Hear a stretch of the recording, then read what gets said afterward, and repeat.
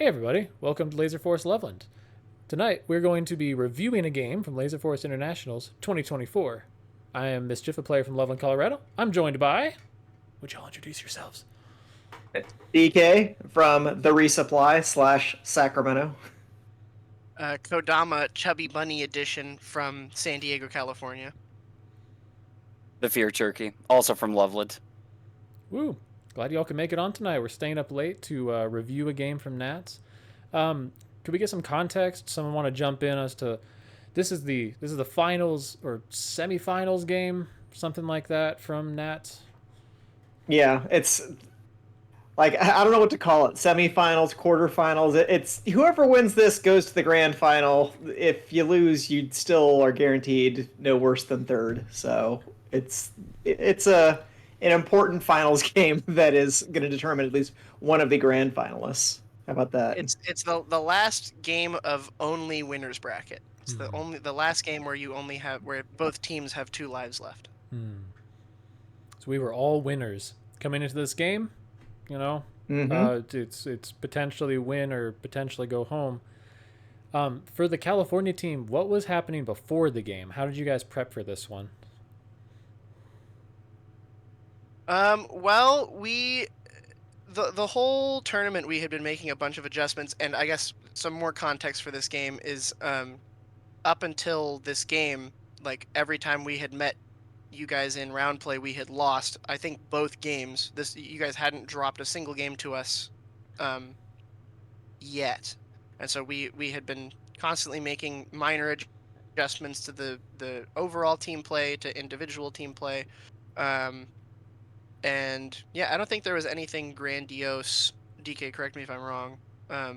No, I remember thinking quite specifically because we had talked very briefly before this matchup. Okay, do we want to do something different? And I think all of us just kind of came to the joint conclusion of no, if we're going to play red first, especially, let's just kind of play it out based on the improvements we've made to playing red throughout the week. I think for the most part, we just tried to play like good, fundamentally sound laser tag and kind of try to play the Loveland meta as we understood it as best we could. Um, I think maybe we stuck a little bit too much to that, maybe especially in some of the late matches.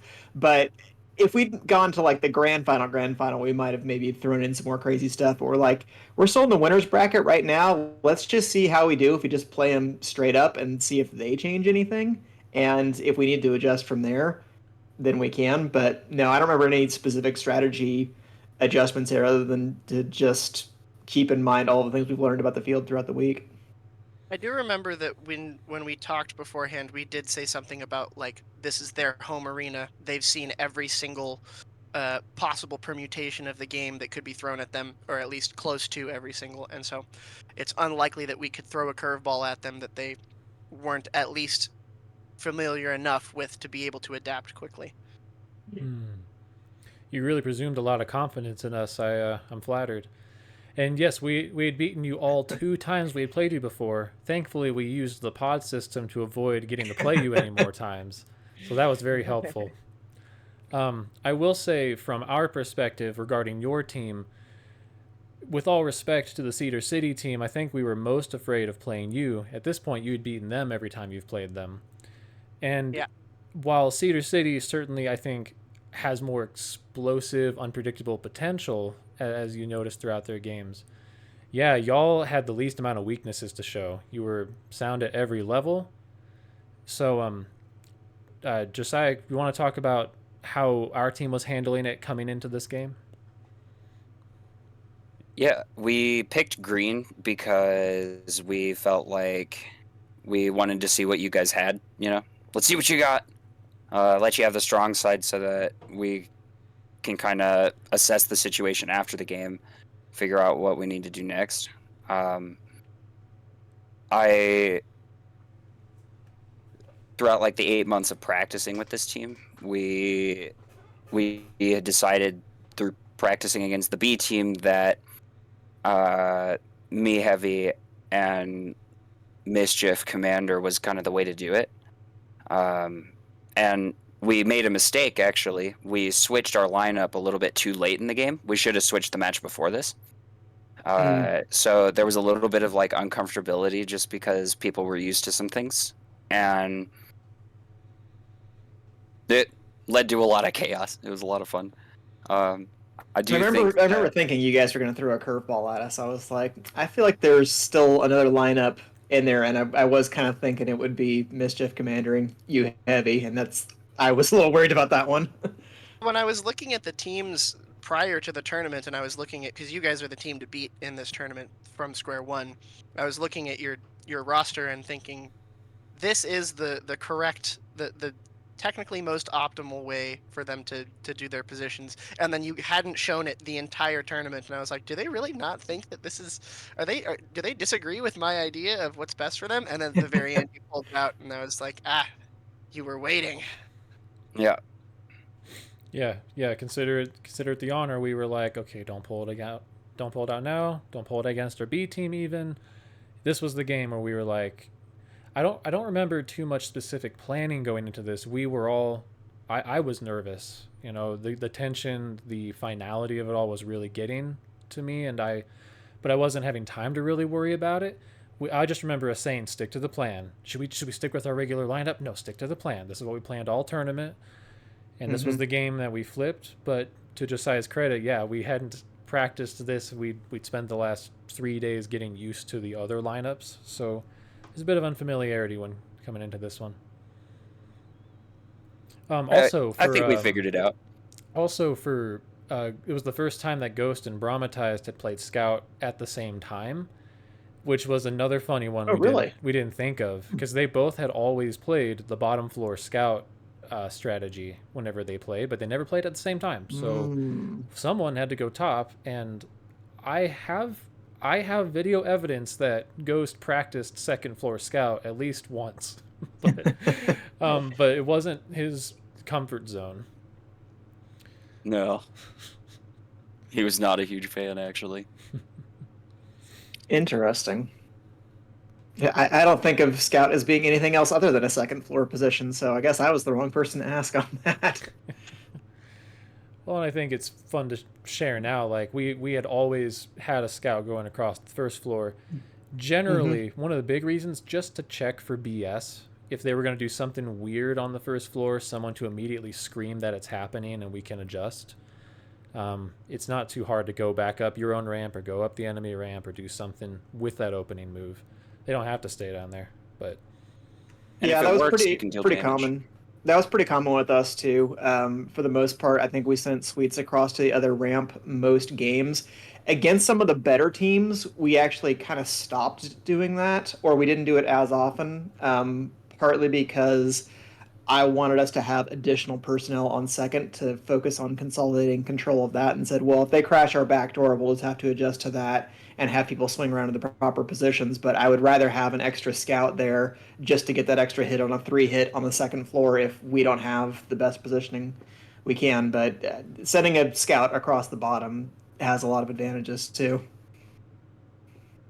We also had a lot of faith in Applesauce and Than to be able to handle a one-hit without needing assistance from any of the other players, and so it wasn't a matter of like, oh, the scout coming up the ramp is going to take away the heavy's attention so that the other heavy can run across.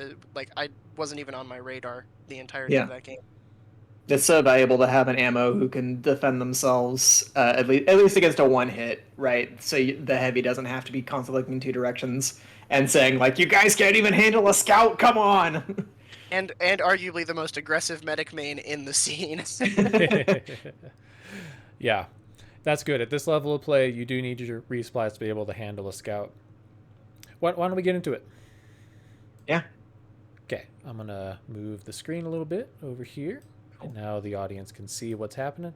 So here we go. We are going to play, this is game one of quarter semifinals. Yeah. Ooh. Josiah, don't let me down. Don't make me lose all my money in Vegas like betting on Syracuse. Yeah, you So guys do first send, thing... Yeah, you send everyone second. Yep. Cayman comes across, misses the shot. Josiah Flip runs across. immediately. So yeah, do we want to talk about the flip and how all that works? Yeah, that was so much in such a short amount of time. I'll play it back in slow-mo and I'll pause. Go ahead. It's funny. It's funny that you say slow-mo because the moment that I came around the corner and saw Josiah's face, it felt like time had slowed down. Because I looked down and my brain went, "Uh-oh," because I had been expecting you to be playing heavy like you had been the entire tournament, and so when I made it across, I knew that I was at least quick enough to come around that wall around the same time you did. I was not expecting to be dealing with Josiah, who is way, way quicker. Yeah, Yeah, you clearly landed overshot that. on that one. Yeah. Because I would not have been quick enough to get up there into that spot like Josiah did. Yep. And we get toasted here for a second, but I really Ooh. like the confidence from This was my first Than mistake. and the confidence from Than and Applesauce to stay on the ramp and trust that we're gonna take it back was really, really good. And Mhm. you know, she gets so low that Bromley doesn't even see her there. Yeah. DK, Talk you about your cancel mistake. my 'Cause missile. oh, that's what I was trying to do. So I'm glad I accomplished that at least. Josiah, talk about your mistake. You said you made a mistake. Oh yeah, I made a mistake. I should have stood in the fortress without challenging, because when I went back out to shoot at Cayman, I ended up stepping out way too far and just getting pinged in the shoulder. Did you just look at the ref with a sassy look right there? Oh yeah. Oh, There it is again. My goodness. That's a great slow mo. Look at that bottom right here. Yes, actually, let's rewind a little bit because I think I this was is wrong. close. I think I was I wrong. think it's close. I think I was wrong. Because you Yeah. go down right there, and there's your trail I start step out. there. Yeah, you got past the half wall. Wit. I was He well was- he past was- it. Well past the half wall, but I didn't go all the way in. So I think it's like 8. I think it's 8 or 9 feet. I'm Okay, biased, 'cause- of course, but Yeah, because it wouldn't have been there. Because that first reset's okay. Yeah, the first one, Yep. you're fine there, I think. First Yeah. one's fine. So now Josiah's waiting. Pops Oh, out. yeah. Kind of staring there. Bloop. Sorry, I'm trying to shut off the commentary there. Yeah, at least from my angle, that looked. But it's hard to kind of gauge the depth perception. You guys know the arena much more than I do, but yeah, I don't know that I would have think I caught might that be as a wrong. ref either. It was a mostly insignificant penalty because I mean, Hmm. It just reset the zone. well, it also it lets me lay a trail, which was important because I think that there's a tactic for you there where like you can end up getting past me if I'm not staying on top of my stuff, but with My thought process is I want you over there. I want to be with my resupply here. And maybe we don't need to rewind this part, but all throughout that first minute, Dill had completely shoved our whole offense and resupply onto the green ramp. I remember some of that happening too, and you see, like Dill actually kind of gets caught in the middle of 5 players there and eats a missile from you, I think. Because I remember us trying to inch forward, and I just remember having to use so much firepower to hold Big Box against Luke and Jarrett to the point that we weren't able to really get into a rotation to get a second scout in the closet to kind of cover Dill's flank. I just remember so much big box fighting this game, and you can probably just see my lights popping on and off as I'm like crossing from one side of big box to the other because I was also keenly aware that Bromley had crashed our back door a couple of times and didn't want us to get caught out of position again. I think that Yeah. this was this This moment is the right loop here. error. Yep, here we go. Well, there's the Luke error here, but I actually think Josiah, you went a little too far into the box when you first went in. Oh, you mean to try and get a reset out of big box? Yeah, because I think that was what gave me enough space to wait because I had a trail on you Mhm. to wait and hit you and then book it into your resupply. My And it ended idea. up being- No, my we idea got to was rewatch design- that ponage from Fan right there. It's just The ponage, the fan pone. Yeah, let's. It's a classic, let's see. really. Oh, yeah, to have let's- infinite shots. So the idea Yeah. here is when I stand in the box, Fan has to put you down in order to get a reset to keep me down. Mm-hmm. And then Luke comes up, and Yep. Luke is able to put you back down. Yeah, you had Luke's gone over just like, there. You went over cool. there first, so I think that is my error. Just like I'll run the same direction as Josiah. while And you like down. showed up out of nowhere. I'm just like, oh, and there's Luke being a free reset for Than. Yeah. You can hear Luke. Luke is looking at me right now, telling me to leave. Yeah, and I'm like, just like leave. conversing with him. Yep. Yeah. Exactly what I would do as commander. Blame everyone else on my team for not reading my I'm mind. the most important player. I'm sorry, Luke. I didn't read your mind. Come on, man. Yeah, I mean, follow up there, pretty sick nuke since you guys Yeah. basically were already at a position. We get full control, and you just see the conga line going down green Yep, ramp it's now, over. as we just Yeah. managed to get all of the right things. Josiah at 3 And so lives.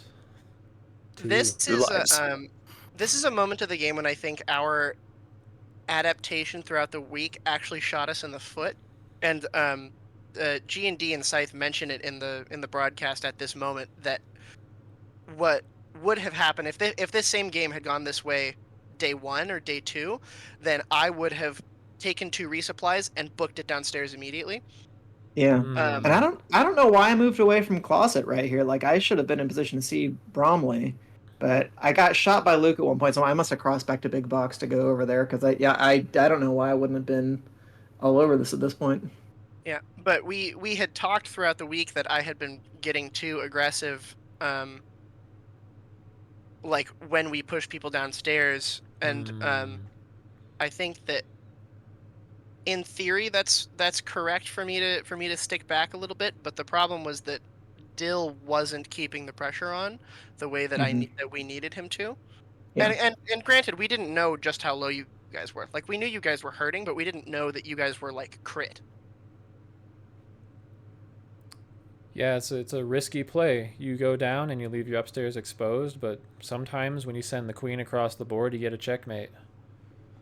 Yeah. Oh, and Josiah tried to come back up the ramp at that point, got shot down by Dill again. I'm surprised that you did that I'm on surprised too. like 3 or 4 lives, I but didn't notice that. I guess you're just checking to make sure that to see if the green ramp is clear because your resup is right below you. You know exactly where they are. So it's not like you're just venturing out into the middle of nowhere. I was mostly just trying to figure out who was upstairs. Mm. The call outs were a mess at this point. We were having a really hard time communicating. Revenge missile from Dill. Yeah, definitely. Yep. Did you get another one on me? No, you just tagged me. You were nice. Then I got caught in the closet there, but yeah. Oh, I must have crossed over the other ramp because I'm getting bases now, so I'm probably trying to crash your reset from the other side. Oh, you're down there. Yep, I'm down there. It just okay. Oh, there we go. Got a sneaky one on Joe. Yeah, we come up I can too kind of see quickly. the battling. We should have Yeah, I been can kinda see filling the- up. Yeah, like I the problem is remember- that Dill still hasn't gone downstairs here, and so I'm healthy, and I should be down there at this point, but he hasn't made the call to come back up and start getting filled. It's like now is when we make the switch and I finally make it downstairs. Yeah, he's on 3 shots at this point. I don't really remember exactly what was going on with Dill at that point, but I remember that being a little bit of a struggle trying to coordinate stuff between us during the week. It was mostly just a delayed. It was too delayed on the swap. We went like the not far enough in either direction type thing where there's 2 ways to play it. You either have Dill flush them all downstairs and then recognize that he needs to start getting filled to maintain tempo, and go back upstairs and swap with me so that even if I'm like down in closet getting shots down on first floor, he's getting filled. But now he's not getting filled, and so I go downstairs when it's too late, and you know, you guys have already had time to fill up, and so my pressure is kind of moot. Yeah, I feel like we were both still attacking at this point. I must be downstairs somewhere. I remember that just being a whole kind of clusterfuck downstairs. A pretty strong defense of just the downstairs sector from you guys overall, because that was the thing, is that even once we flushed you guys downstairs, I knew that it's not like, okay, well, now we got the game, it's just going to be mop-up time, because I knew that you guys had some secret sauce for defending downstairs, and it wasn't just going to be free hits on the medic as you run from one side of downstairs to the other. Yeah, our secret sauce was quickly get back upstairs so we don't have to defend downstairs. And most of the time, I think that's probably the best thing to do. And I think that was probably true of most of the top teams, honestly, because you guys, Cedar City, and we, I think to a slightly lesser extent, all kind of practice that phenomenon of if you get flushed down one side, go to the opposite ramp as quickly as you can and see if it's clear. If it is, just go right back up. Right now, we need to get back up ASAP. Tucker's bleeding lives left and right. Yeah. Yeah, I got a couple of cheeky ones on him here. I think like Kodama, you and I kind of got into a good rotation at this point, and we had a good thing going with Fan and Applesauce at the wings, either a closet or at the switchback ramp right there. So if anybody came into the hallway with the Pharaoh, it was just a shooting gallery. Yeah. Applesauce actually goes down the ramp and starts getting a bunch of resets trying to get the base. As one would expect. Yeah. Ooh, I got a nice little 3-tap on Fear Turkey there. I don't know rare if sight. I don't There's know the if I wall of agree with red. her decision to go get bases at this point. I think that it was a little too late. Ooh. I think if she was going to take that opportunity, she should have done it a little bit earlier, because the thing that was nice about us stomping you guys so much early on is that very few of us were low on lives, and so she maybe could have taken some time to go downstairs and grab bases while you were scrambling. Mm-hmm. But she, she's still not upstairs at this point. Like, now is when she's starting to make her way back upstairs. Yeah, things get a little tangled in the middle. But yeah, Tucker hemorrhaging lives again. Cayman, you're now back up to controlling chamber essentially. I can see Joe squatting there on the ramp, just desperately trying to get back up. If we could just, if we had somebody, Than's in Fortress right now, but he's having to fight too many people. Shield Joe, no. Yeah, yep. Oh, he survived that one. Still got downed. But I was like, hey, the medic's right here. Come shoot him. Oof. When someone who shoots him, she's downstairs at the bottom. I just saw her. Oh my goodness. Good job. So medic on medic violence. So yeah, Joe down to 1 life. Applesauce at 11.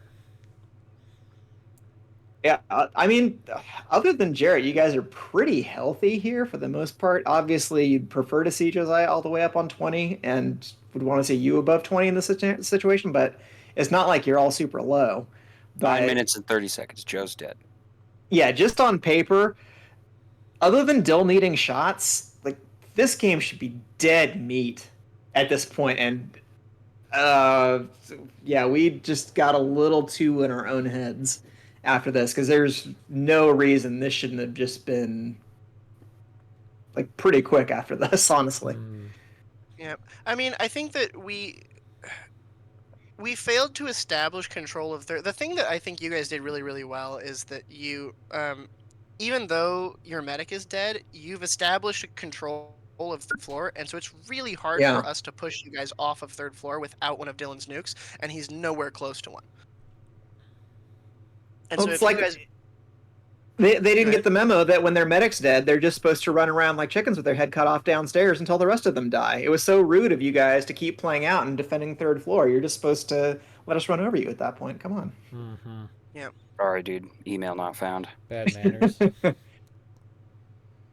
Reflex shot off the wall. Sick reflex shot. Yeah, that was nice right there. So we You got their whole team. should have heard what G&D says at that point. He's like, "Oh, so cool." Yeah, I remember hearing that. I'm like, yeah, that's my Kodama right there, doing cool things. Mm-hmm. Yeah, and I'm making an effort to control third, and I'm actually doing a pretty good job. But we got locked up in big box for whatever reason without, like, I think maybe I needed to communicate more that I had control of third rather than tunnel vision on killing them. Yeah, well, you can see that now, like over on the green ramp, because Luke, that's you who's going around closet right now, isn't it? I believe so. Yeah. Okay, I couldn't remember if it was you or Jarrett who was kind of wandering around over there, because I remember fighting on second floor at this point and thinking that I didn't want to resup where they were, but Applesauce kept saying, I have plenty of lives, I have plenty of lives. I'm like, okay, let's just try to get you to a safer spot.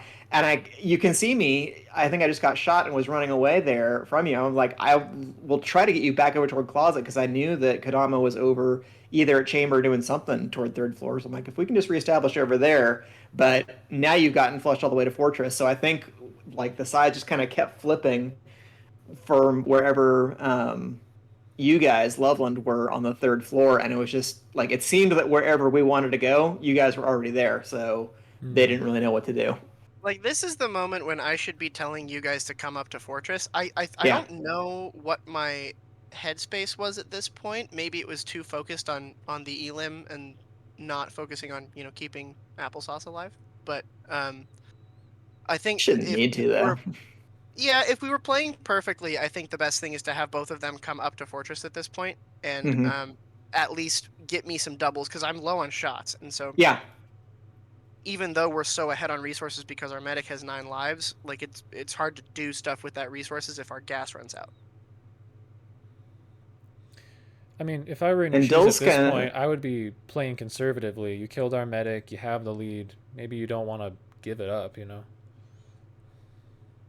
That's certainly where my head was at, because you can see I just got filled all the way to full on lives. I was like, okay, their medic's out. We still have our medic in. As long as I cap up to 30 lives, that should be enough for the rest of the game, and just kind of expected that everybody else would follow suit.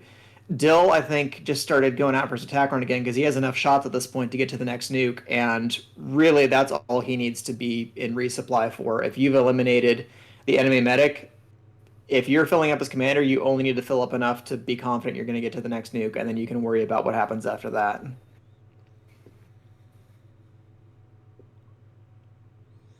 think I just did a blind fire. Who was I pointing at? Ooh, I don't know. Let's check in on that. Because where were you? If you rewind a few seconds, I don't know if I actually targeted Luke because he was over outside a big box. But if I did target him, it was totally blind. It's this part right here. I'm not too worried about it. Yeah, I mean, yeah, you weren't intentionally targeting him. Your gun just happened to be kind of sitting there. You weren't even looking at him. You shot Dill. I did shoot Dill, so maybe it was Blind fired it was Dill. karma.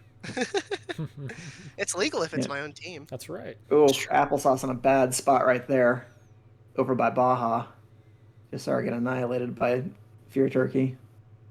Yeah, It's a scary spot to be. This is the spot where things get kind of rough. I also don't really like that Sweets is so low. I think that Yeah, especially no 'cause reason for that. This is one of his philosophies always, is that like if the enemy team medic is dead, everybody get full.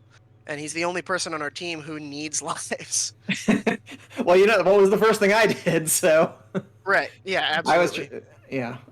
Oh, go back here a few seconds, because here, oh man, as bad as it was when you guys got annihilated by Fan, Josiah just absolutely ate us all for lunch on the ramp right here. Look, he gets all 4 of us just a shooting gallery from just below Fortress.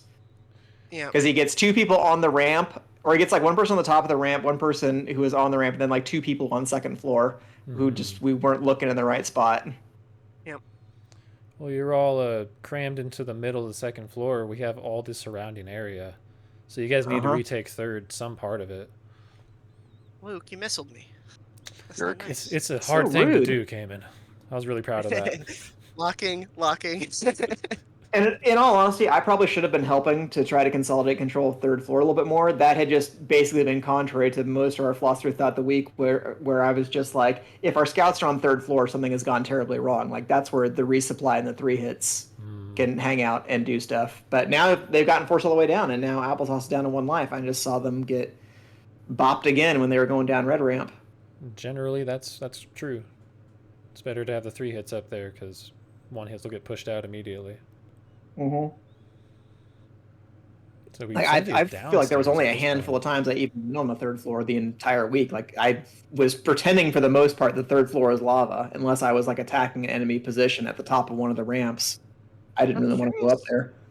I'm curious what the thought process was with sending people from your team downstairs at this point, because like Applesauce goes downstairs because she assumes that everybody on your team is going to be hunkered down upstairs, but then she runs into 3 1-hits, and I don't remember why you had 3 1-hits downstairs.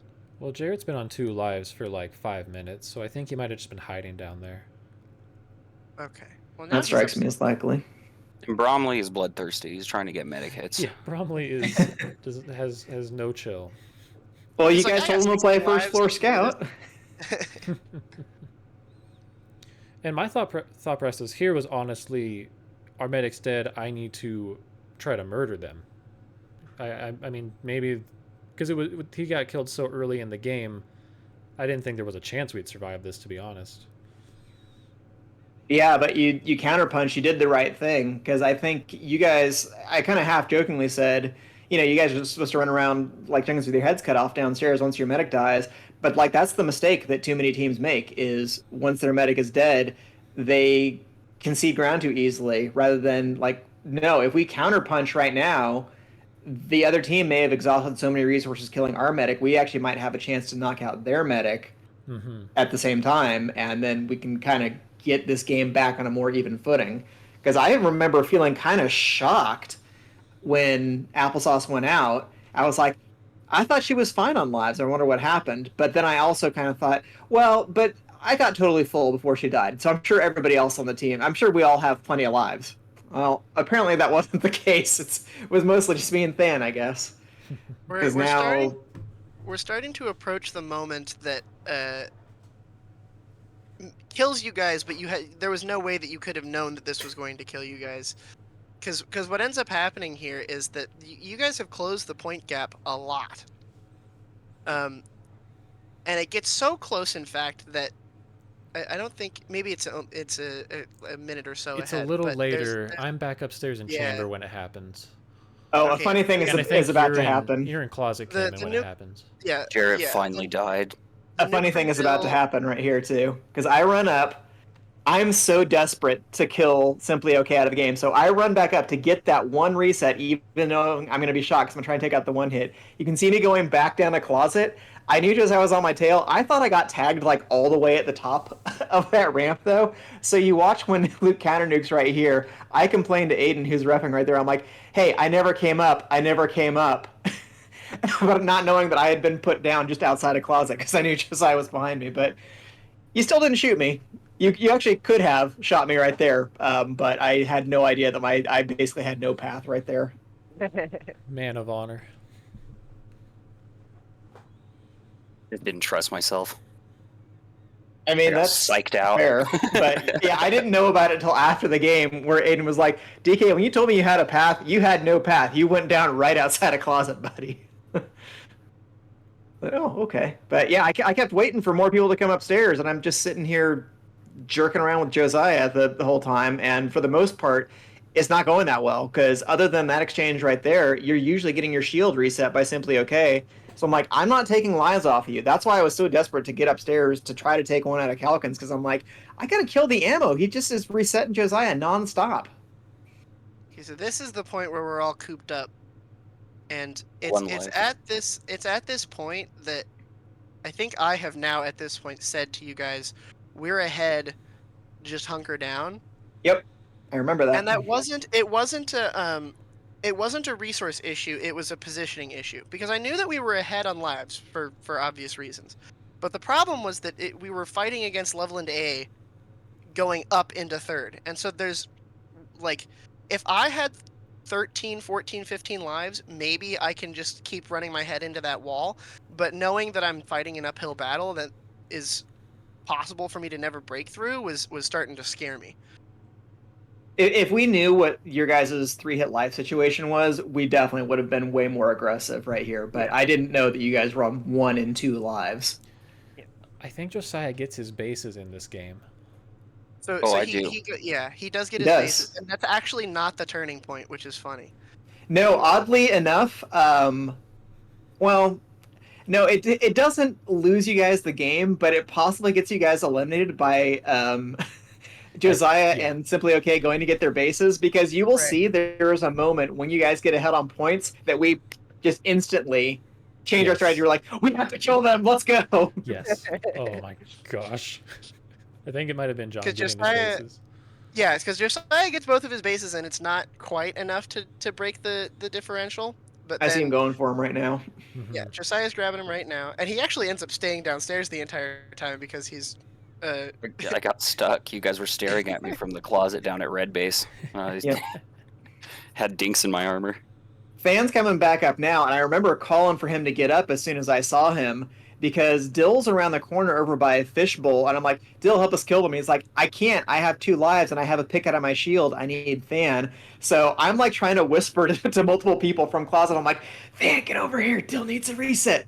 Cayman, there's another 3 up there. But I didn't want to shout it and have you guys respond to it constantly. So I'm like trying to talk to 3 different people, and I'm like, Dill can't move. Fan's not getting up the ramp. I'm not doing my job here.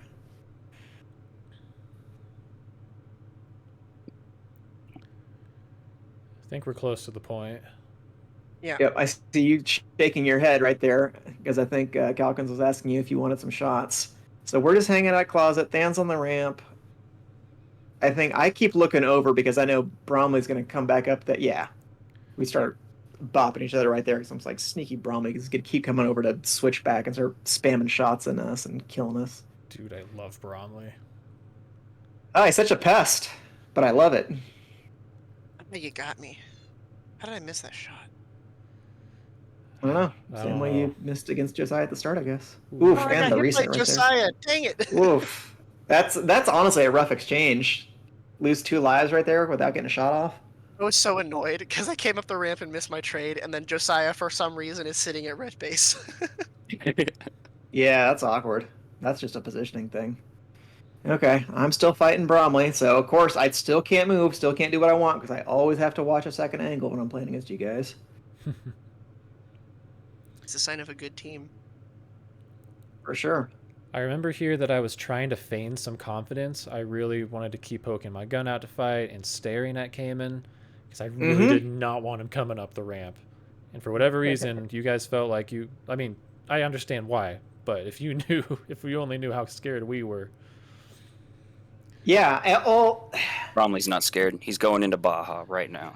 and I was more than happy to accept that decision because basically when you called that, Kodama, and just saying that we're up on points, just live, hunker down, like, yeah, that's fine because I didn't know what your life situation was. I knew Dill was low at that point because I was trying to get Fan to reset his shield. So I'm like, they must not be healthy enough to launch an offensive right here.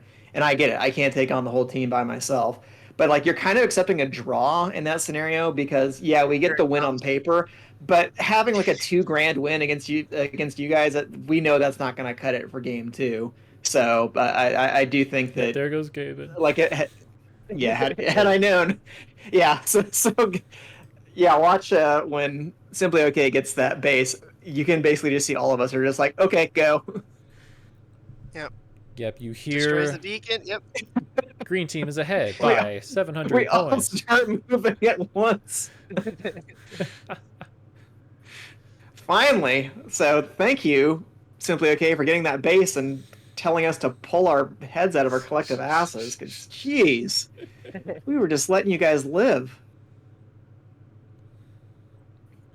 Okay. Yeah, but now I'm super bloodthirsty. I'm like, I'm not letting this happen. We have Yeah. 8 lives. And yeah, this was another scenario where Calvin's kind of sacrificed himself to let Luke get back downstairs. Yeah, he resupplied me, and Eli, the rook, penalized me for swinging around the corner too fast when I got to the bottom. Okay, we were wondering what that penalty was for, and I figured that's what it was. It was me fleeing for my life. He was resetting your Mhm. shield. He was resetting your shield. Yeah. Honestly, it might have helped. Good guy ref resets your shield. He was giving you a longer trail, making it so that you can't get reset by me. Mhm. Yep. Okay, so I remember you being over on the red ramp right here, Kodama. Am I back over at closet? I feel like I'm just bouncing around between big box and closet like the entire game here.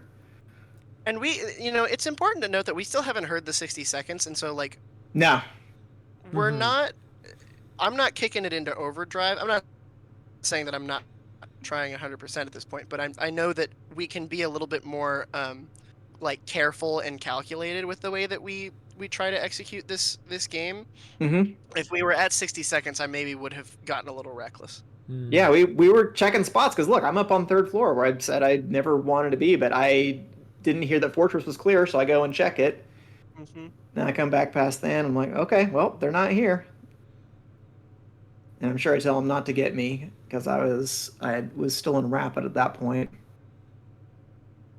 Okay, I remember seeing, I think I saw lights here, so I start going down. This is about when you're Oh, you Yeah, guys go on there. you start fighting with Josiah, and I remember you telling me you came in. You're just like, don't go in, don't go in, and I'm just like, nah, I'm going in. I can get this shot.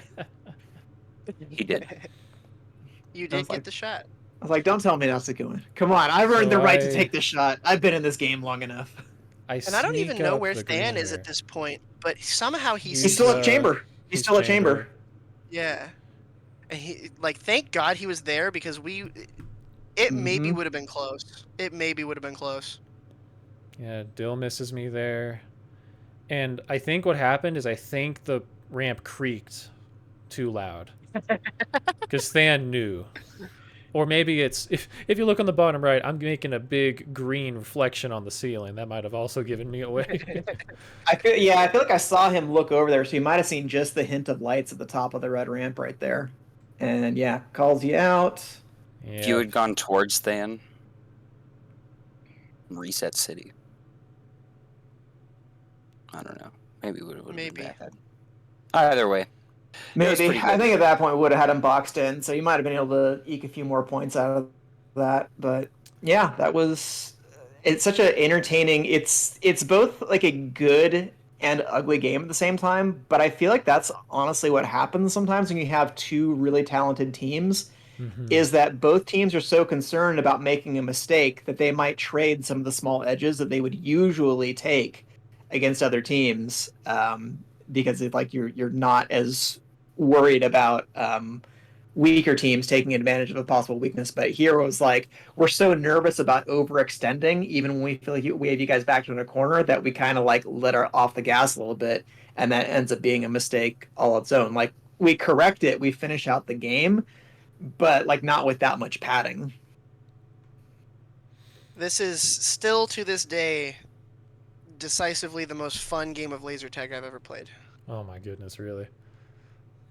Yeah. That was a good one. There was a lot going on. There's a Super lot messy. going on. It's so exciting. So exciting the entire time. It was. In some ways, like our last game of the 2023 Nats was more exciting, but that was also, it was too stressful, and I didn't see enough of that game having a vantage point being a medic. Being a scout and being involved in the action for this game, it was way more interesting, but it really felt like just this back and forth trying to capture space. Like I said, I felt like I spent most of the game just bouncing in between big box and closet because there was always somebody to fight over those crucial areas. Sometimes against the weaker teams, like I could just get to the spot that I wanted. If I wanted big box, I could take big box. If I wanted closet, I could take closet. But against your team and against Cedar City, like if you want those spots, I knew I was going to have to fight for them. Yeah, I really respect the approach. And I remember just in the final moments of that game, I think, I've reflected like, what could I have done? What could I have done? But in the moment, I don't know, with the one life, with Cayman coming up, Than was calling out my name. I think I popped out to try to fight Cayman almost as a sign of respect. Just like, look, I'm going to try to fight. Maybe I hit you in the back, but I'm going to kind of give this one to you guys. I'll come back in the next one. I don't know. Yep. And we came out and like I remember hugging the shit out of you guys. Like I was really proud of you. It was a good That game. was a very evocative experience, that game. Mhm. I remember us having terrible communication breakdowns in the beginning of the game, especially. Hmm. It was a cool game because we recovered in the midst of the chaos. We were able to kind of bring everybody together and stop freaking out for 7 minutes or whatever. Mm-hmm.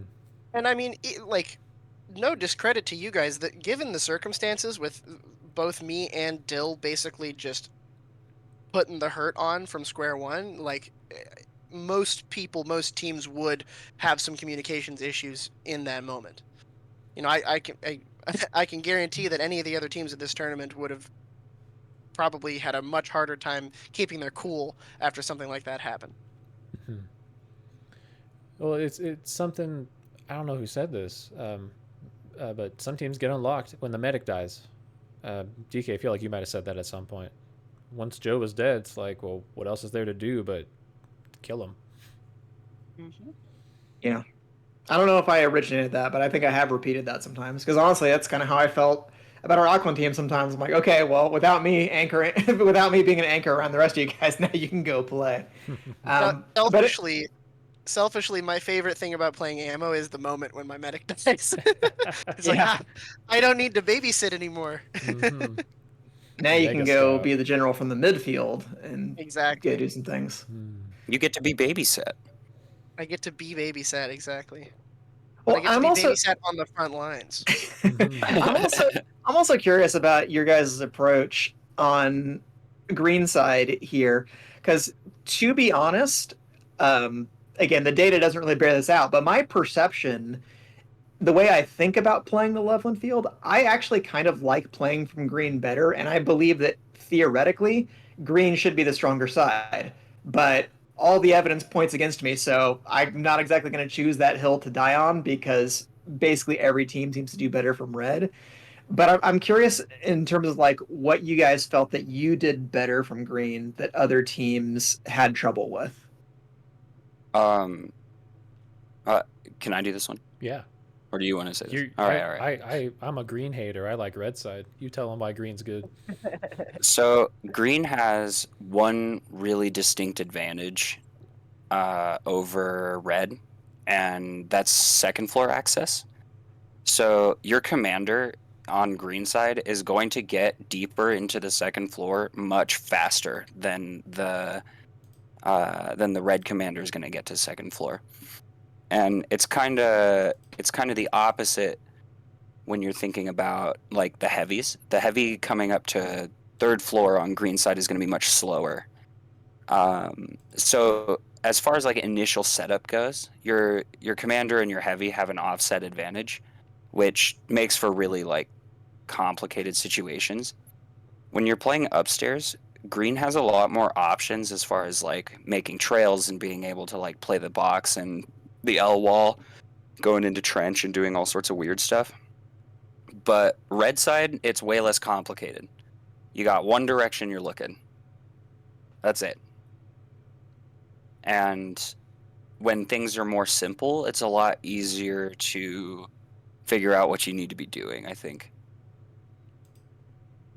That's fair. My kind of impression has always been that like if I am ahead in a game, I want to be playing on green side, and so like to me, it seems like controlling chamber and closet is a more advantageous position to be in than controlling fortress and big box for a Mm-hmm. lot of the reasons that you said. There's not a whole lot of um, there's too much space in between fortress and big box in terms of like actual walking distance, and so if in many ways your team is too spread thin when you're controlling that side of the arena versus controlling green side, and the other thing is that like green side seems to have more safe visible access to second floor, where like red you kind of have to put yourself in a dodgy spot in order to take those angles to get those shots.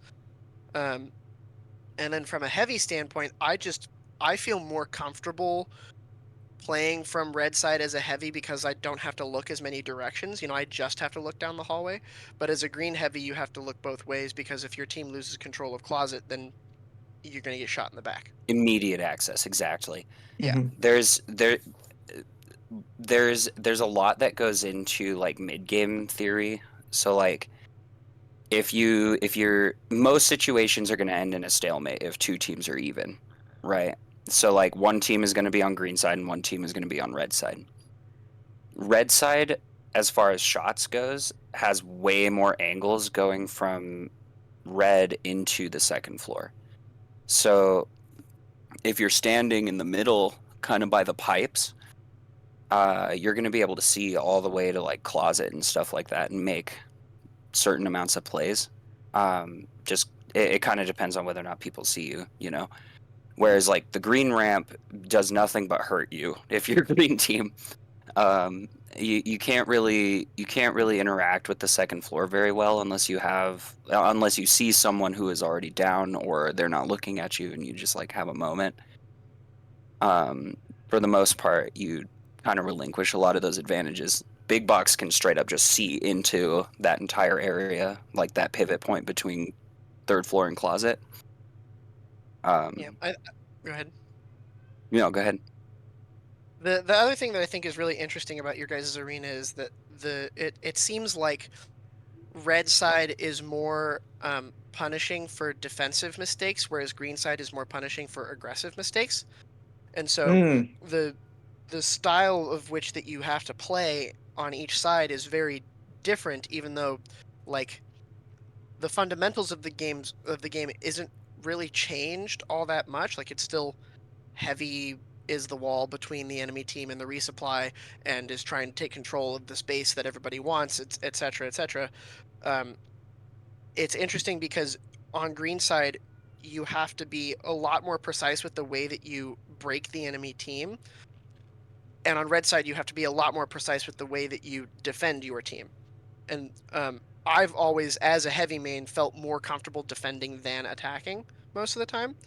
And so that's the reason why I favor red side more. But it does make sense that from green side, you would be at a greater advantage because you are the one, like, with the attacking advantage. Yeah. Interesting. Yeah, I like hearing it from the experts. So I guess one of the things in that kind of case, why I think that ultimately played properly, green can be really strong, is that I would agree that it's easier on an individual player basis to get control of key areas on red side. But I think as a team, it is much easier to set up good control of second floor from green side than it is from red side. But that again assumes that you're playing properly as a team. But like if I had a highly competent team that I felt could execute a plan properly, that's an area where I feel like playing from green side can really shine. But again, like I said, this is just kind of a theory on my part. It is not borne out by the data. Basically, all teams played better from red. I just know like when we were doing our Nats training and we were playing with you guys for the most part, I wanted us to play from green because it does involve a lot more field control and having to play it together as a team. So you kind of learn about strengths and weaknesses a lot quicker that way. I feel like you guys had a great idea on how to play red, throwing both of the scouts into big box with Dill and just like hard shoving to try and take over the second floor as fast as you could. Made it so that anyone going around the wall on closet just got turned into Swiss cheese. So it was from minute one you guys were doing that though. I remember that playing commander against you guys in the first round, like it was really awkward trying to like get a foothold into the second floor just because you guys had so many warm bodies ready to rock. Yeah. For a lot of the week, I recall, especially from red side, my kind of mantra as a scout was green never gets control of big box or enemy never gets control of big box. Like if somebody kicks you out of there, then I got to circle around and I got to kick them out. I just got to keep fighting them and not let them set up there because I'm like, that is what's going to kill us is if we don't get control of that. And now all of a sudden Kodama has to start looking multiple ways and can't like get his gun in front of Fortress. Otherwise he's going to get pinged from big box. So that was just like, even in some scenarios where maybe I'm not going to be able to provide as much offense, I need to make sure we have someone in big box. So if no one else has it, then I need to make sure that it's covered. Getting surrounded sucks, and it doesn't matter which side you're on if the enemy team has control over one of the pockets in third floor, so chamber or fortress, and they have control over second floor. It's so hard to play around situations like that. So like you guys had the right read as far as just like maintain control over big bucks, I think. Yeah. Our mistake didn't really come until we played Cedar City the next time, and I really feel in that scenario that I should have stepped up and used my voice of experience to make a call to change something for our second game against them, but stuff happens. Again, I'm always going to be disappointed if I could have finished higher in a tournament, but I really do feel like we were neck and neck with them all week. I do feel that we were practicing sort of the more optimal way to play the Loveland field, and I think I gave us an advantage early on. They were a lot more willing to be creative and take risks and try some unorthodox things. And it worked against us for sure. Like we did not respond to their change in strategy. You guys, I think, had a better idea of how to make quick adjustments since you were used to the field a lot more. And I mean, you guys just practiced also good fundamental sound play. Like even in this game where we got the better of you guys, just you did not make a lot of mistakes. And when you're the home team and you're not making a lot of mistakes, you're probably going to win. It's an interesting phenomenon too because the Cedar City team also has the ace in the hole of having Slaughtermelon on their team, who's originally a Loveland player, and so Yeah. They have you wouldn't expect it to be that big of difference to have one player who's super familiar with the field, but what it gave them is it gave them a little more comfortability with making that swap in the same way that the Loveland A team, you guys had seemingly until this game no issues changing up your lineup because you had so much practice, and so when they finally made their swap, when the Cedar City team made their swap, Slaughtermelon was already super comfortable with the way that he needed to play and what needed to happen in that game. And I'm assuming that he communicated that to his team, and that was why they were so successful with it. Part of it is and then us not having the experience, yeah. Right. Part of it is they practiced it in West Coast 22, their new strategy. Now they had some different, like Tandor was a big key cog in that team, but Snuffles filled the role great. And honestly, I Maybe was even better, dare I say. yeah, I think so. At this point, yeah. But I was wondering even how much inspiration you drew from West Coast 22 playing on that Jula team. That did that definitely shaped a lot of my view, or I guess not shaped, that solidified a lot of my view of how I wanted to play heavy in this arena. Because on that team in particular, there was so much pressure put on me to perform. I didn't feel that as much on this team, which was really nice because I felt like I could rely on all 5 other players to do what I needed them to do. And so I was just left to do my job. But having so much pressure to perform in the West Coast 2022 tournament really forced me to hyper analyze every moment of a game from the heavies perspective. And it I had a lot of sleepless nights in the 2 years between that and this, thinking about how to play heavy in this arena. You're not alone. It's a really difficult heavy arena. It's a really difficult heavy arena. Because especially, I really can't think of another arena where I more have the feeling that if I lose the initial trade, like I just completely fucked over my entire team. Like there's no other feel I know of where and it's not necessarily true. Like the game is not over because you lose the initial trade in Loveland. Like you see here, it doesn't make a difference at the end because you make adjustments and all that. But it just feels like so much pressure to like get that initial defense set or to knock out the opposing heavy.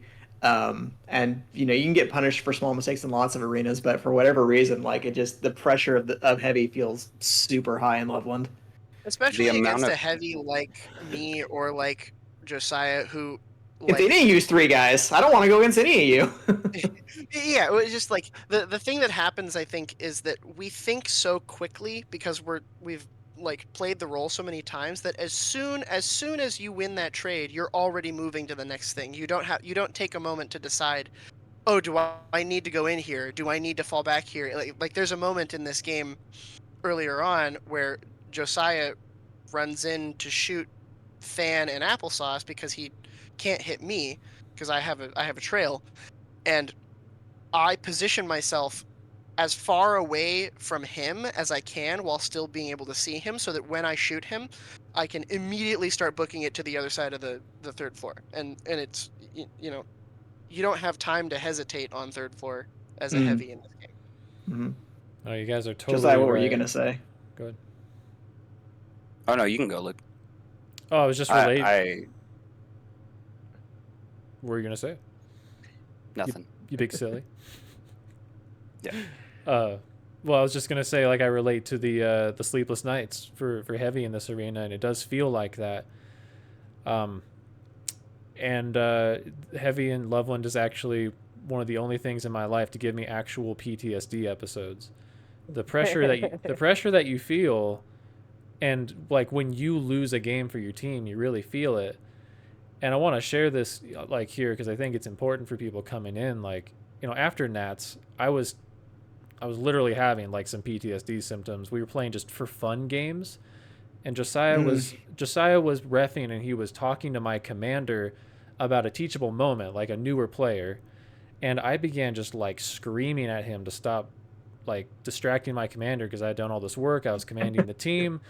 And after that, I like had to have a come to Jesus moment, and I started to lose trades on purpose a little bit so I could try playing from downstairs and just seeing like, no, look, it's okay. If you lose the initial trade, you can still win the game. It's just part of the game. And people do need to recognize it's like you lose the initial momentum, but sometimes if you go downstairs and recover quickly, it's even better than trying to fight for third floor from the beginning. The nice thing about third floor heavy and like being familiar with it is that every single other heavy who plays third floor knows how stressful it is, and so there are times in tournament level games where we come out of a game and all 5 of the other players on both teams are like brooding and like throwing weird looks at each other and like don't want to talk to each other, and they're all like frustrated and they won't even like high five or hug, and then I will look across at the other team's heavy and be like, "Good game, bro. That was really fun," and we'll hug each other because it's it's almost like a secret club. It's like they're all complaining, but they don't understand what it's really like up here. Yeah, And so absolutely. we can look at each other. We can look at each other and go, "Hey, regardless of what happens, we know that it's not easy." Completely agree. Snuffles was part of that club. He did that at the beginning. Absolutely. I absolutely gave Saders some mad mutual respect because she had to go up against some incredible players. Oh yeah. Yeah. And in many cases, like, was kicking their butts. Kicking their butts. Yeah, I was yes. like that was a sad scenario when it was like her resupply would be at closet and then get kicked all the way downstairs when she's just established in chamber. It was like so unfortunate to see incidents like that. Almost every game I watched them play, it was like Sadie's in Fortress. Sadie wins a trade. Sadie walks across third floor and shoots 4 people and takes chamber by herself, and then turns around and her resupplies are nowhere to be seen. Yeah, honestly. Yep. Breaks my heart. But it's tough, and that's again why it's like a whole team effort in a field like this, because in that kind of scenario, if you do lose the initial trade, but your resupply is on the ball and they're set up properly, like they might still be able to take out that enemy heavy. They might both get put down. So okay, you lost a medic life, but you're not going to lose the position because your resup was able to just to get all 3 shots in the 2 seconds that it takes to get that deactivation. This might be the only arena I've played in that I think there's actual legitimate benefit to expending medic lives for tempo or positioning. I don't think that's true of any other arena, but I do think that there are situations where in this arena you might, as a medic, decide to take a hit in exchange for a better positioning or better tempo or something like that. I think that can be true in a lot of different fields.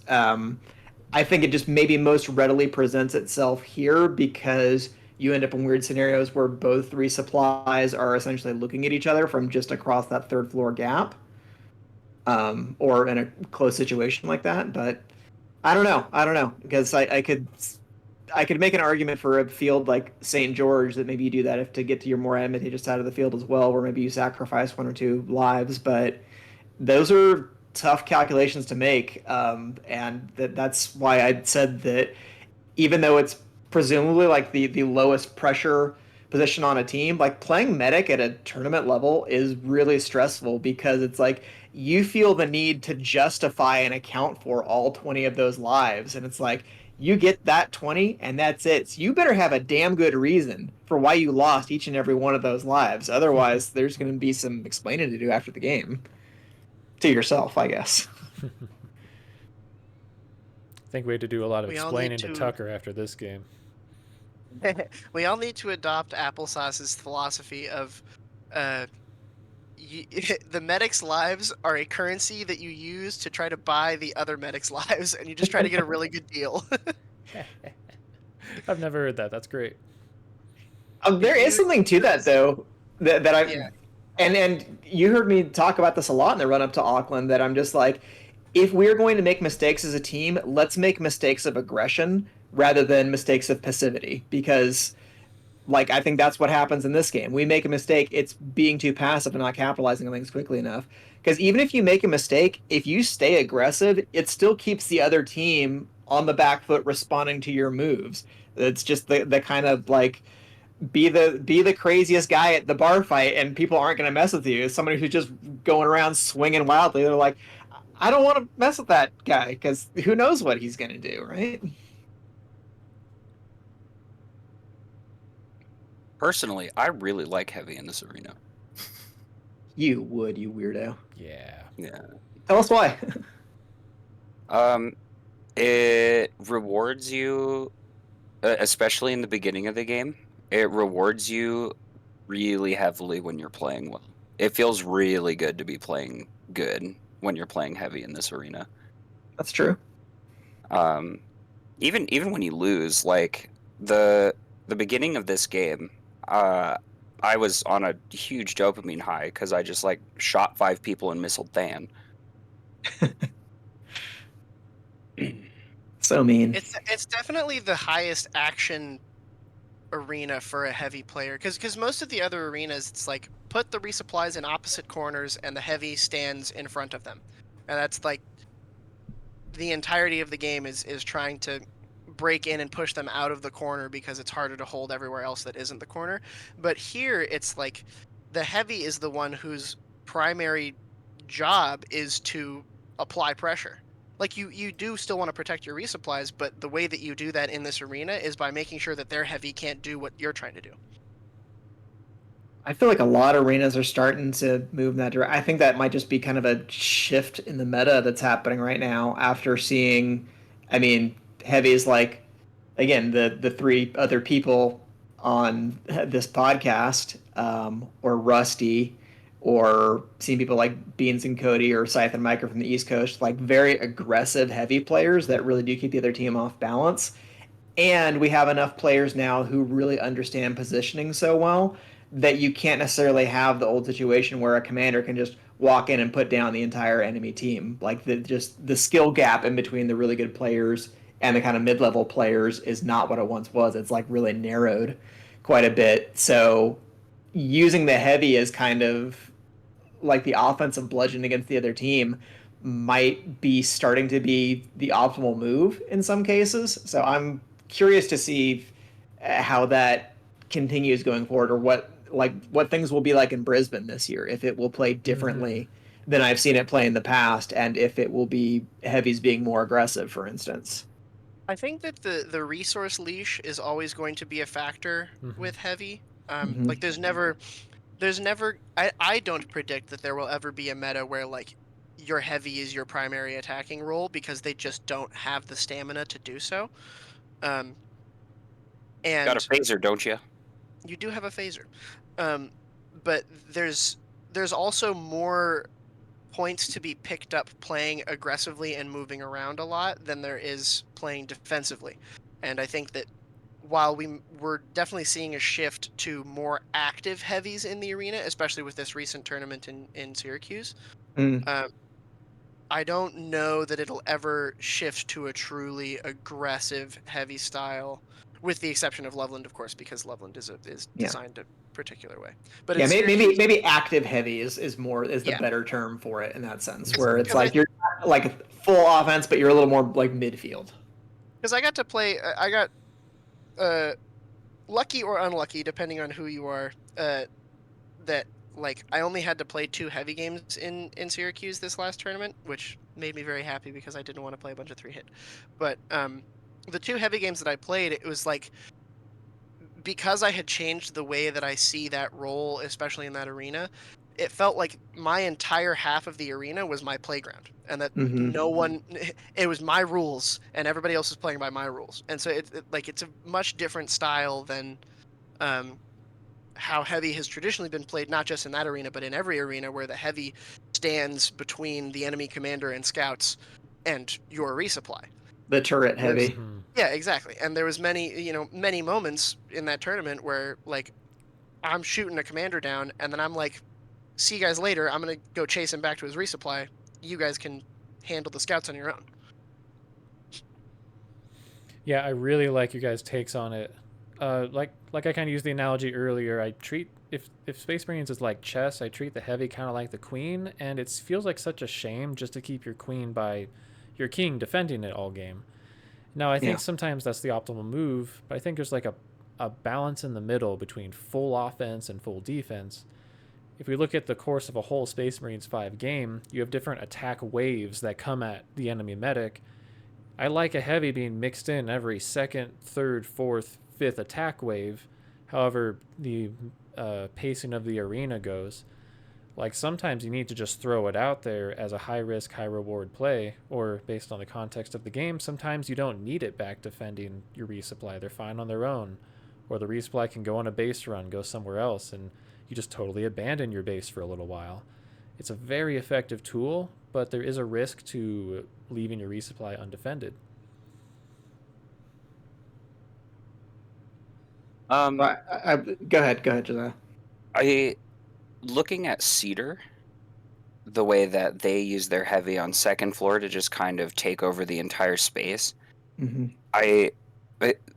Shutting down a commander and 2 scouts is better than shutting down a commander, right? So like you're always going to be making more money than the other heavy is going to be making, and I don't think that the resource leash really affects you very much as long as you're playing within kind of the boundaries of where your resupply are. So there's mobile resupplies, being able to like move around and play any area that you're in is kind of like the ideal situation for, I think, most teams. I really think that being able to have your heavy just kind of moving around is stronger than being able to than just having like the post up style, right? Standing in one place, like, because this place is great. Once you're being a little bit more fluid with it, it's definitely a little more dangerous. And we are also seeing more common that ammos are starting to do the same thing as well. Mhm. We were seeing it a lot Agreed. in Syracuse, where the ammo will take a reset, like we'll shoot a scout down and then take the opportunity to go and try and parallel path them out, or to go and try and stand behind the commander as they come in.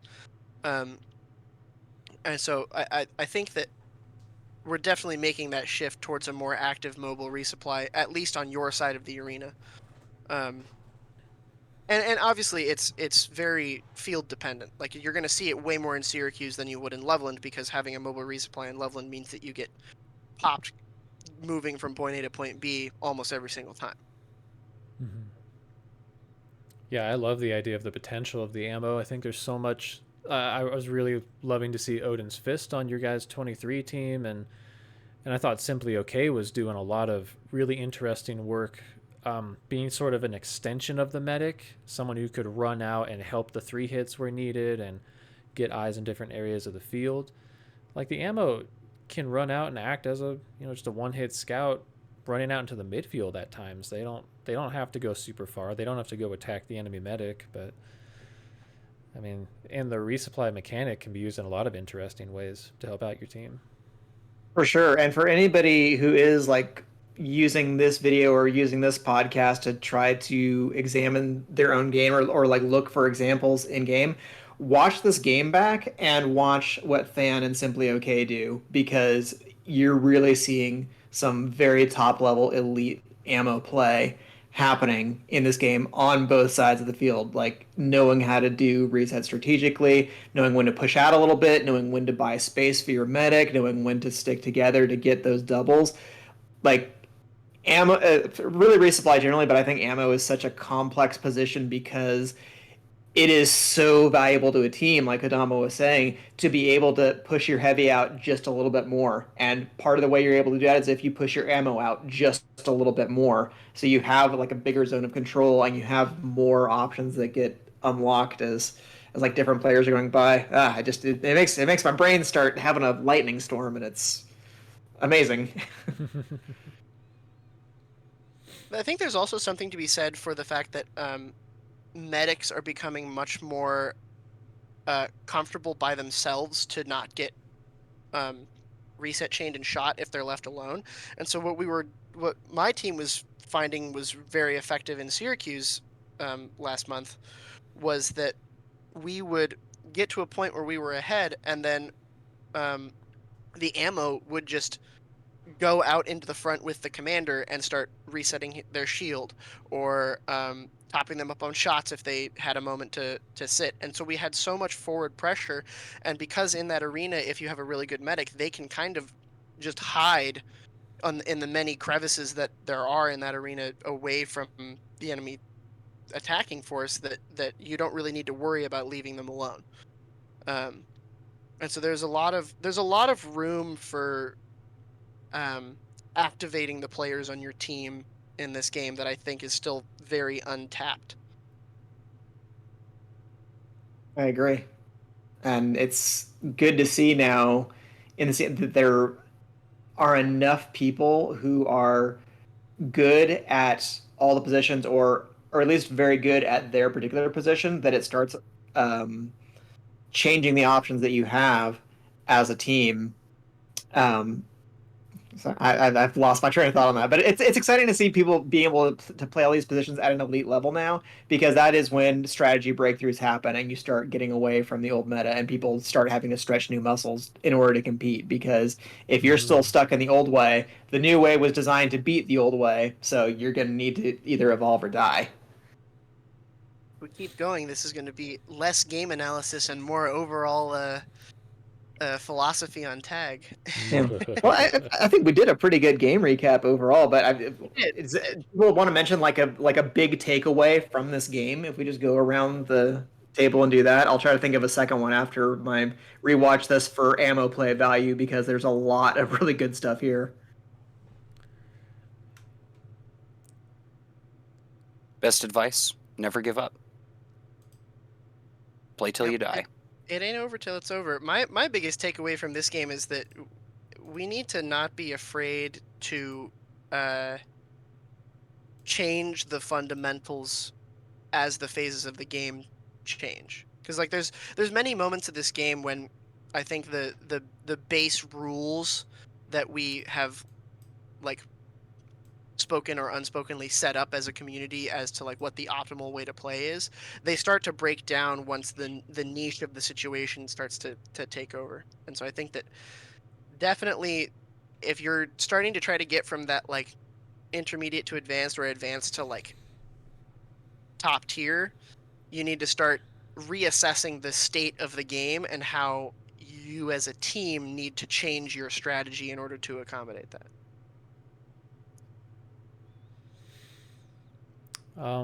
You guys have no idea how disappointed I was when Fan did not put Cayman down to reset me. Again, elite level ammo play right here. Yeah, I thought it really deserved another relook in 0.2 speed. Another rewatch. One takeaway I would say is shooting for ceiling is required to win games at the highest level. That was something I took away from Nats 23, where I felt like I played a really good, like high floor, low ceiling scout, but I wish I were taking more risks. Now, as you look right here, sometimes taking a risk majorly backfires, and that's okay, because taking risks later in the game allowed us to even come close to closing the gap. We lost ultimately this game, but against a team like this one, where you guys are playing such sound fundamentals, for us to play passively would have surely made it even worse. Yeah, just letting them kill us. No way, Jose. You could have done that. I wouldn't have complained. Oh, and people talk about the fundamentals as though the fundamentals are boring, but the fundamentals aren't. Like, you still have to be doing all of the basic things of field control, positioning, resource management every single game if you want to succeed. That just because you might play out a little bit more in one game doesn't mean that that's going to be your scenario going forward. And it's like, yeah, you can always come back to your resupply with 5 shots. That's just not going to cut it in a lot of elite level games.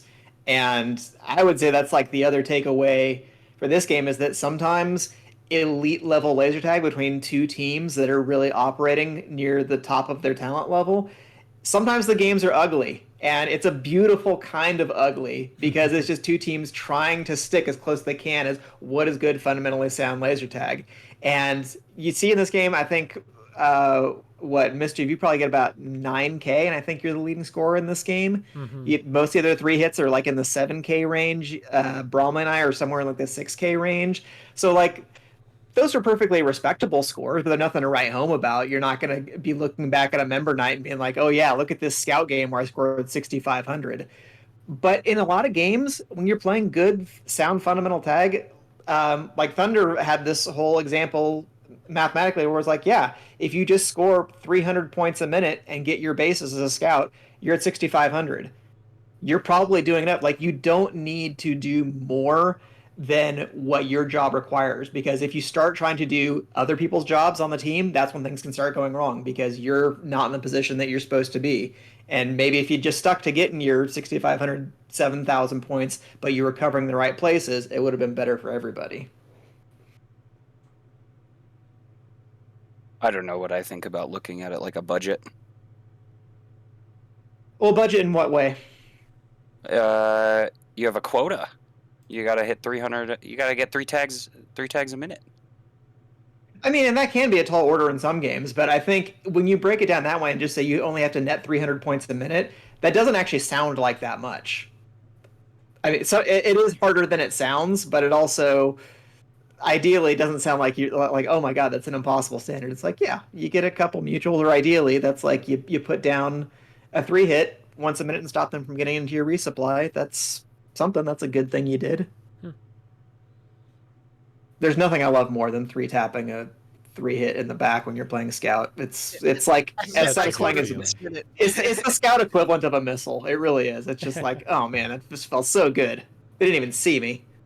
Especially if you don't have rapid fire active, it's like, oh, my positioning is so good right now. Yeah. But rapid fire, like, no joke, rapid fire is so valuable. I feel like every player they come around in the cycle where it starts out like, rapid fire is awesome. And then as you start getting more experience, you're like, you don't need rapid fire to play well as a scout. And then you finally come back around and you're like, no, rapid fire is such an advantage, especially against 3 hits. Like, getting 2-for-1s is so good when teams are closely matched together. Like, anytime you're getting a net positive on points is like way more valuable than for the team than you would think. Like, that's why I tell people if they're looking to improve 3-hit, it's to stop being so casual and just treating getting one picked out of your shield like it's nothing as you're crossing the field. Like, that should annoy you. Fix that. Don't let people keep popping one out of your shield, because that's free points you're giving them. I'm looking because I feel like you get one of these on Josiah around this point. Oh, he gets one. Oh, I know what happens at some point in the game.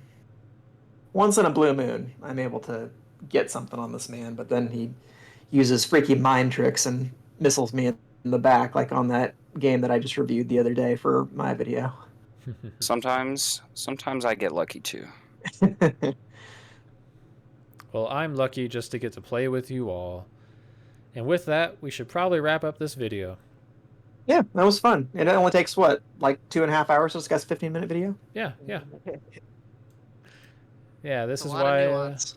Yeah, that's why we love the game. Any final closing thoughts? Thanks for having us on. Anytime you bring on somebody from the Resupply, you risk having your show overrun. So thanks for just listening to my random crap. This was a very fun game of laser tag. It was cool that we got to run the lineup that we wanted to run in 2015 with Luke Commander and me Heavy. And Yeah. Joe Medic. He was on the team too. And Joe Medic. honestly, that's Well, I'm glad really you cool. guys were able to get that win because that's a long journey to be on together. So it was a real fun playing against you guys, also very stressful playing against you guys. And both those things can be true at once. Yep. All right. Thanks everyone for coming on. If you want to check out more videos, DK is from the Resupply podcast on Twitch, and Kodama has a video on this channel at the very beginning of SM5 201. If you're an intermediate player, go check out that playlist. And the Fear Turkey. Great stream of consciousness. And yeah, check out the channel for more videos. Bye. Like and subscribe.